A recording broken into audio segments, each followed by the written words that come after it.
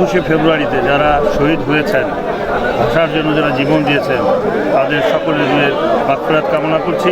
মহান রাব্বুল আলামিন ওনাদেরকে যেন জান্নাত নসিব করেন। ওনাদের এই ত্যাগের বিনিময়ে আমরা আমাদের ভাষা পেয়েছি।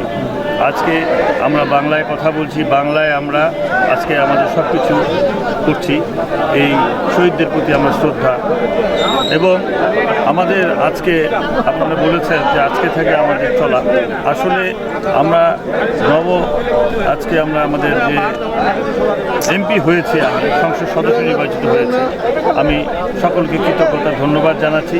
জনসাধারণ যেন শান্তি শৃঙ্খলা বজায় রেখে এলাকায় আমরা সকল ধর্ম বর্ণ নির্বিশেষে